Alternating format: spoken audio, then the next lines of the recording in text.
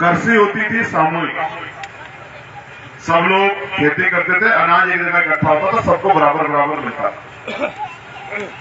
व्यापार होता था सामूहिक, सब लोग व्यापार करते थे, सारा पैसा एक जगह जमा होता था, वहीं से सब लोगों को बराबर बराबर अपना घर बार चलाने के लिए मिलता था। तो गैर बराबरी नहीं थी कि कोई बहुत ऊंचा हो, बहुत पैसे वाला हो और कोई बहुत गरीब हो, ऐसा नहीं था। एक ऐसा राज था जिसमें देश सोने की चिड़िया हुआ करता। फिर राज बदला, फिर कोई और राजा बना, कोई और शासक आया, उसने अपने हिसाब चलाया। अब इस देश में ऐसे चलते चलते आ गए अंग्रेज।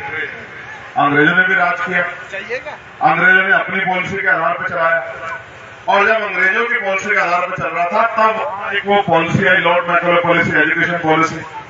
तब मिशनरी स्कूल खुले, मिशनरी स्कूल खुले तो पढ़ने की आजादी मिली उन वर्गों को जिनको तालाब से पानी पीने का भी अधिकार नहीं था, जिनमें से मैं और आप आते हैं, जिनको मटकी छूने का भी अधिकार नहीं था, जिनको घोड़े पे चढ़ने का भी अधिकार नहीं था, जिनको स्वाभिमान सम्मान का जीवन जीने का भी अधिकार नहीं था, जिनको अच्छे मकान बनाने का, रोजगार करने का, खेती करने का अधिकार नहीं था। अंग्रेजों के राज जाने के बाद इस देश में लोकतंत्र आया, क्योंकि जो अंग्रेजों का राज था उसमें भी राजघराने थे। रानी के पेट से राजा तैयार होता था, राजा राज करता था, आम जनता बेचारी जो राजा कह देता था उसको मानती थी, ना कोई चर्चा होती थी ना कुछ, जो राजा ने कह दिया वही कानून हो जाता था। अब इस देश में समय का पहिया घूमा और लोकतंत्र आया।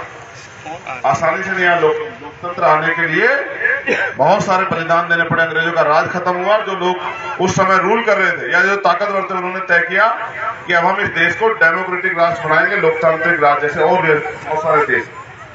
फिर इस देश की जनता के हाथ में ताकत आई। वे तुम यहाँ खड़े हो, चुप ही कर दो।